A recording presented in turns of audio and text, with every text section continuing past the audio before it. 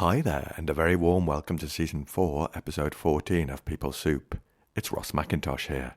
PeopleSoupers, this is the second part of my chat with Dr. Duncan Gillard and Dr. Nic Hooper. The dream here isn't just that this has a long-term positive bump in children's well-being. The dream here is that this has long-term, lasting effects because it's such a long intervention, 250 hours of psychological flexibility, kind of exposure, if you like, over 7 years. The dream here is that this carries and supports people right the way through into their adulthood. And they tell us more about Connect PSHE, a complete wellbeing curriculum for primary school children that's been 5 years in the making.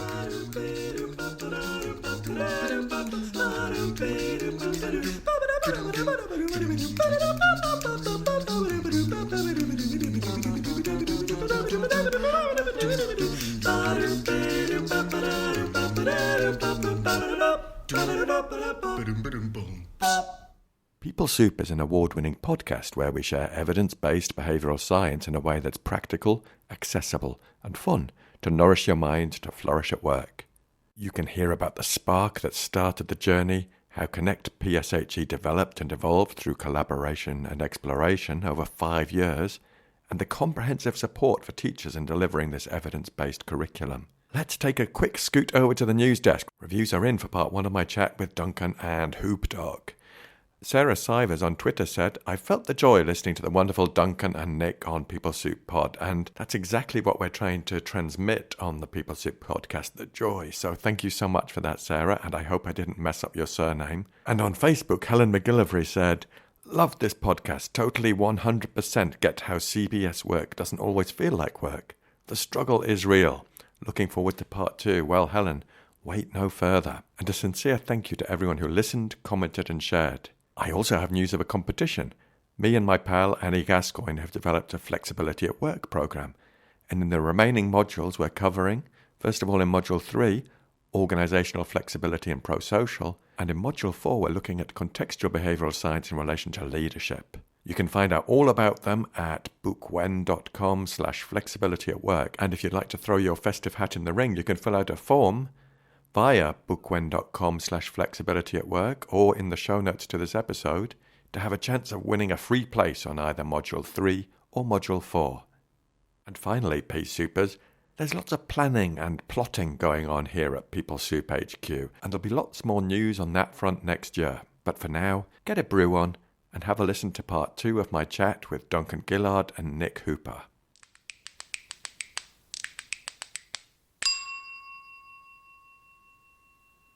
So boys, together I wanted to talk to you about Connect PSHE.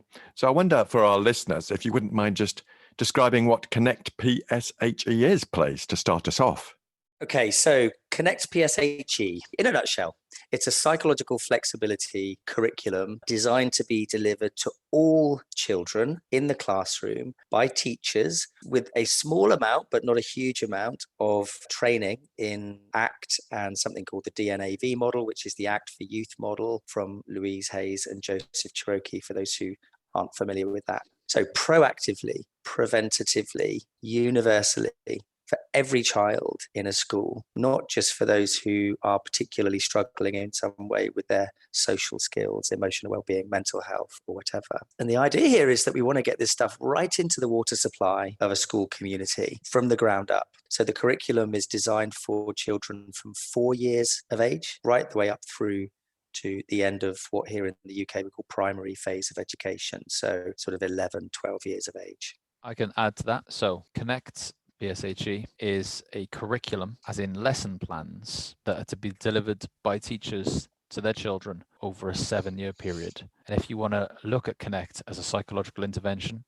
it is probably a 250-hour intervention that are delivered to children between 4 and 11 years old, designed to give them the skills and the psychological flexibility skills to be able to manage their thoughts and feelings in a functional way and still move towards the things that are important to them. And if I say so myself, it is something to be proud of. Having looked at feedback, devoured your website, it is really impressive and comprehensive. Blimey, there's lots of support for a teacher to deliver this. And can you just tell us what PSHE means as well, please? It means personal, social and health education. And it's something that here in the UK has been delivered in some form or another by the vast majority of schools for a number of years, but became statutory, as in a legal requirement for schools to deliver it in April of this year, so April 21. And I think the narrative is moving a little bit, actually. People are still calling it PSHE. There is still a large charity called the PSHE Association here in the UK that advises the government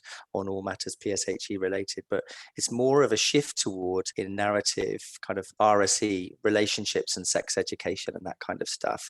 But interestingly, when you look at the government guidance here, mental health and well-being filters right the way through in terms of outcomes that are statutory requirements. So we've built the curriculum to meet all of the statutory requirements here in the UK, whilst at the same time being consistently informed by a psychological flexibility model and psychological flexibility processes. Yeah, it's a well-being curriculum. And so a lot of our members are currently from outside of the UK, and they just see this as a well-being curriculum, a curriculum that will build particular well-being skills in their children.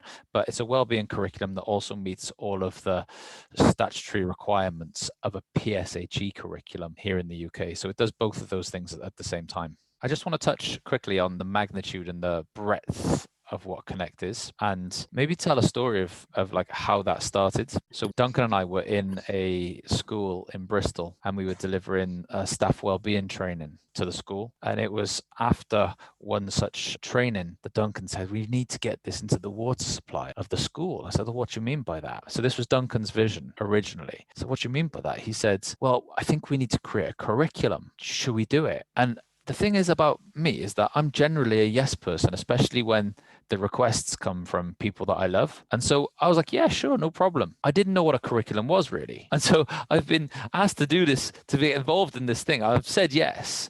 And it took 5 years. It's taken 5 years of work to create this really comprehensive, massive resource that we think is going to be really positive in children's lives. Sometimes I do look at the work that I've done over the last 5 years and think, if I was back in that moment again and Duncan asked me that question again, what would I say? having worked so hard on this for the last 5 years. But the answer would probably still be yes, because I really think that Connect is this meaningful thing. I just don't think I understood the magnitude of it. I don't think Duncan did either, mind. When we first thought, okay, let's go after it, we had to use all of our psychological flexibility skills ourselves during the process to be able to continue with something that kept throwing up challenges after challenges after challenges. Duncan, I mean, what would you do now if you went back in time? Would you still ask the question? Oh, 100%. Yeah. And it's been the hardest thing I've ever done, did a doctoral degree. It wasn't as hard as doing Connect. Wrote a book, wasn't as hard as doing Connect. It's been by far the hardest and longest project I've ever worked on. But I don't think people do these things in isolation. This is the benefit of cooperation, isn't it? And why we've gotten so interested in Paul Atkins and David S. Wilson's Pro-Social recently is that great things happen when you collaborate with great people and you've got a shared sense of purpose around a particular project. And that's what this has been. One of the things I love so much about working with Nick and with our other kind of team members, if you like, Freddie Jackson Brown, Karina Grindle, Emily Goyen, Katie Parker, Russell Hancock. Thank you. Emily Searle as well. And a few others. Yeah. We are yes people. I don't know if Ross, if you or if anybody in the audience has watched the film Yesterday. Have you watched the film Yesterday? Oh, it's kind of like being in that film all the time. Is it a drum and bass film? That's the only thing that's missing from it. It has got a very, very wonderful Faith No More scene, actually, but not quite drum and bass. So the film is Yesterday, and basically it's a film about a family of 3 kids, mum and dad, and there's loads of tension going on between mum and dad and the 3 kids, because mum and dad say no to everything because they're anxious about their children, as so many parents often are. It's like, you can't do that because it's dangerous. You can't do that because this might happen. You can't do that. And so over time, it's like, you never let us do anything, mum and dad. And so what they decide to do is they decide to have a yes day where they set like 3 parameters, like you can't break the law, you can't do anything that's going to clearly put you in danger, and a couple of other things. But they say, other than that, we're not allowed to say no all day. They have a yes day. And it ends up being like the most fun, the most adventure, like the most wonderful day for all of them. It also actually ends up in slight calamity as well. But what I want to say is, working with these guys, working with Nick, Freddie, Karina, and all the guys, it's like, and actually I'd say this about you as well, Ross, my impression of you. It's like being in a yes day. It's just like life's just filled with fun and adventure and joy and a sense of meaning and purpose and connection. And calamity. And so far, no. So far, no calamities have happened, and long may that continue. Not that I know of, anyway. Brilliant, thank you. Because why I wanted to get you on to talk about Connect is I think it's an amazing offer that you've created, you've co-created, and it's brilliant. Because I work with adults, I work with adults and particularly teachers, adults in working populations. And when I'm revealing the skills from ACT to them and hopefully sharing them with them in a way that's accessible, they say to me, oh, my kids need this. And I applaud that. And this is what this offers.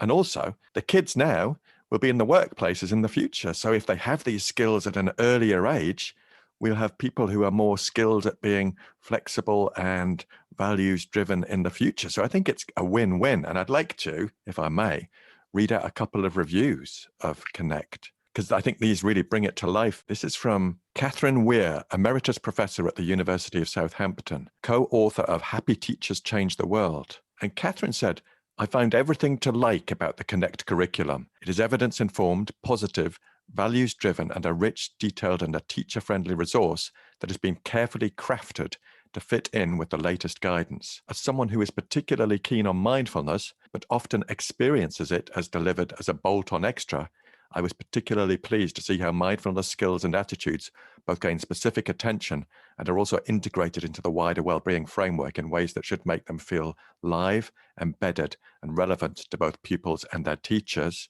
And I wanted to give one more review from a Year 4 student who said, I am really using my advisor voice a lot now. I used to give up too easily, but now I'm much more positive. Boom.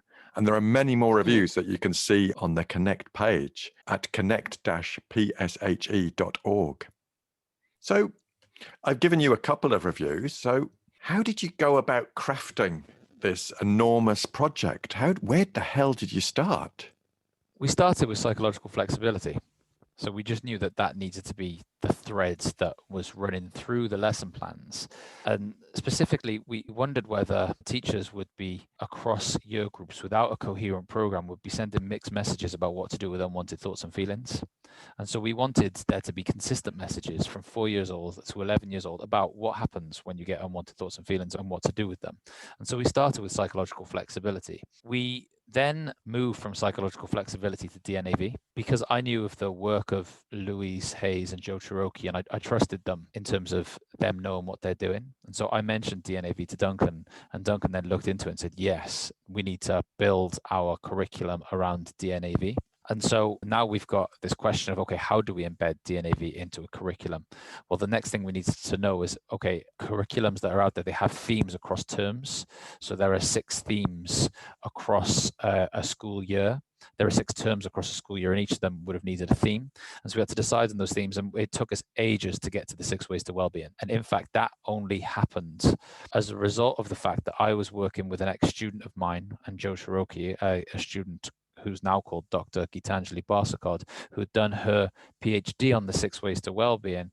And at the time, I was also writing my other book and trying to think about how those 6 ways of wellbeing could actually be a great framework for the student book that I was writing. And then I thought, hang on, there's 6 ways to wellbeing. These are the well-being behaviors of psychologically healthy people, and there are 6 terms in a school year.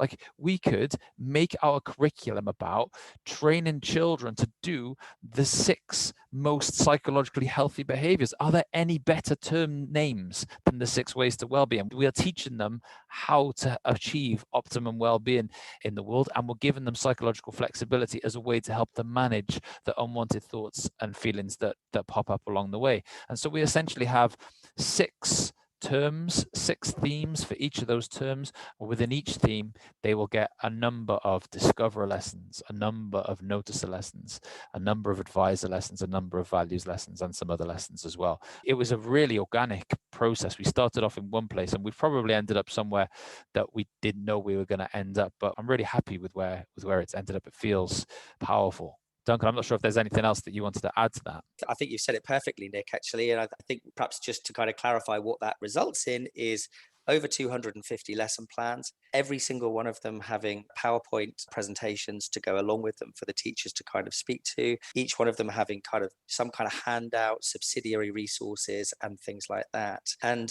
I think for me, a little bit circling back to what you were saying earlier, Ross, like the dream here isn't just that this has a long-term positive bump in children's well-being. The dream here is that this has long-term lasting effects because it's such a long intervention, 250 hours of psychological flexibility, kind of exposure, if you like, over 7 years. The dream here is that this carries and supports people right the way through into their adulthood. So we've got 4 PhD students starting with us later this year, 2 at Bangor University under the supervision and stewardship of Professor Carl Hughes and Dr. Amy Hudson-Jones, and another one starting at Warwickshire University. So 4 PhD students, and we have a 5-year research journey mapped out. The dream is that we get, not unlike things like the good behaviour game and things like that, is we get not just data that shows impact after months and after a year or 2 years or 3 years, but we collect data longitudinally such that we've got, and again, we'll have to build up to this. This is why we've got a 5-year research journey starting with early feasibility studies. But the end game is we want longitudinal studies, longitudinal controlled studies that show, hopefully, impact a couple of decades down the line, that kind of thing. I love what you're describing, that research is getting underway, and also that because of the duration of the program and the chance for repetition and behavioral rehearsal, that there's a chance not just for activation of skills, but installation of skills for these young people. And that's so important. And I imagine myself in 20 years' time in my bath chair going into a workplace to deliver an intervention, and some of those children who've been trained under Connect PSHE being in the room and them going, I know this stuff. I've got a thirst for this stuff. Let's learn more about it, or let's just refresh it or get a different perspective on it. Beautiful stuff what you're doing, boys. Absolutely hats off to you.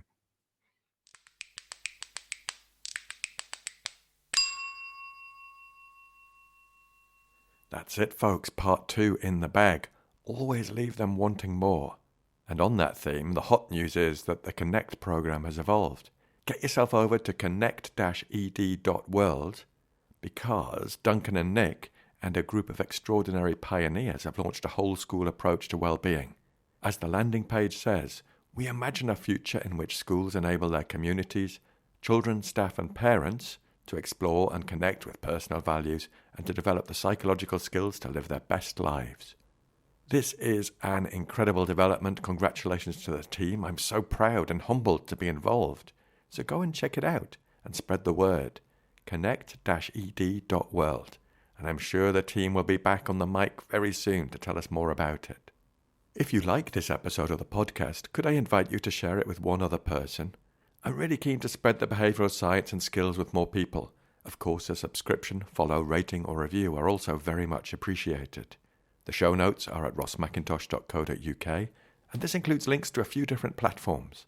I love to hear from you, and you can get in touch at peoplesoup.pod@gmail.com. On Twitter, we are at peoplesouppod. On the Instagram at people.soup. And on Facebook, we are at peoplesouppod. Thanks to Andy Glenn for his spoon magic and Alex Engelberg for his vocals. Most of all, dear listener, thanks to you. Look after yourselves, P-Soupers, and bye for now. Okay, mate. Okay, Thanks so much for the opportunity, Ross. Take care. Thanks, guys. Take care, everyone. Bye-bye. Cheers. See ya. Bye. Bye now.